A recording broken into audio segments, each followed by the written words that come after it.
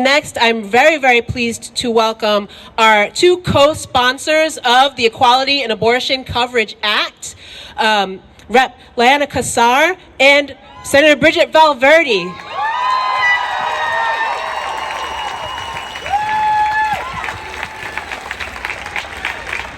Thank you to the Women Project. Thank you to all of the organizations that signed on to the campaign to support the Equality and Abortion Coverage Act. And thank you to all of the healthcare providers who continue to provide healthcare, quality reproductive healthcare that includes abortion, to their many patients.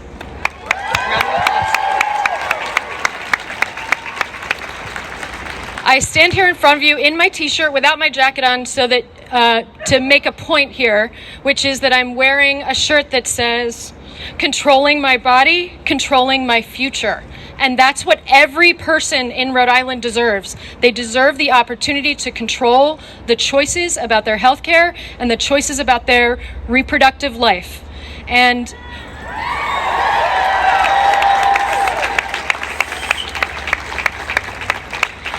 we're close in Rhode Island. So many people, senators and representatives who came before me and before Senator Valverde, worked hard for years to get the Reproductive Privacy Act passed in 2019. It was critical. It was a lot of work, and a lot of you showed up day after day in this chamber, made a heck of a lot of noise, and made it happen.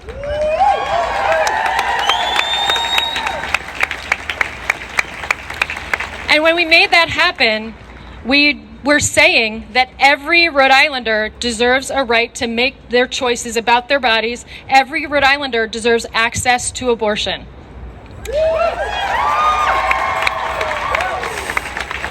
There's just a little bit more work to do, and we can get it done this year.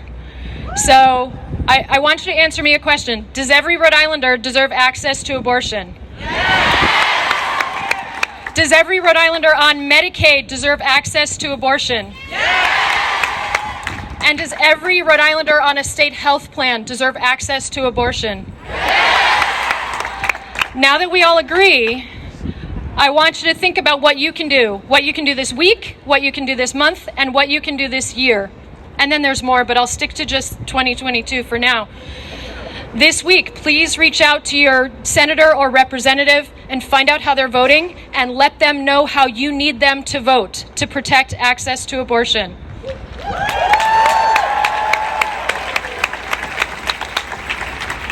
And this month, what I'd like you to do is continue to pay attention to what's happening with our bills, the Equality and Abortion Coverage Act.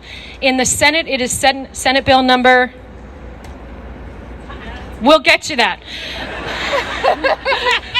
Trick question, sorry.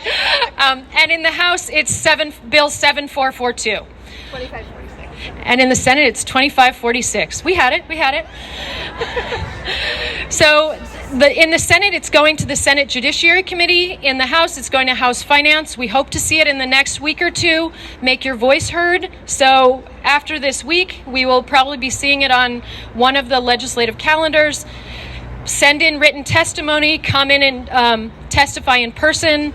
Let our colleagues know how you feel and how important this is for you and for your community. And then as you go on in this year, pay attention to who you're voting for this year. Pay attention to the elections. Ask any candidate you see when you see them at a community event, where do you stand on reproductive rights? We need to know. It matters who is working in this building, and we need people who reflect Rhode Islanders' priorities.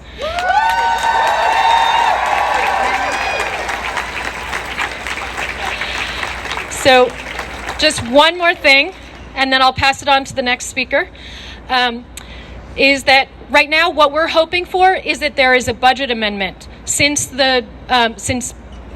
coverage for Medicaid and coverage for health state insurance plans is part of is included in the budget, What we need now is a budget amendment, so the governor's office can help us with that.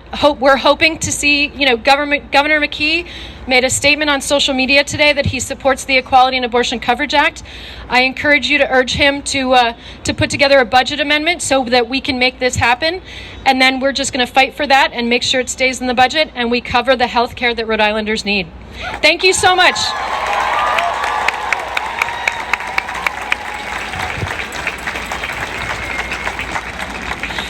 Thank you.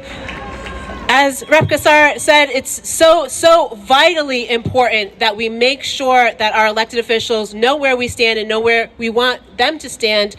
We need Governor McKee to draft a budget amendment. And guess what? We have Lieutenant Governor Matos here, so you have his ear directly. So we want to make sure that you aren't just standing here and saying promises. We want to make sure that you're working very hard, and every elected official is working very hard to make sure that this bill passes. That's why we're here tonight, to pass that bill and to show solidarity with folks all across the country.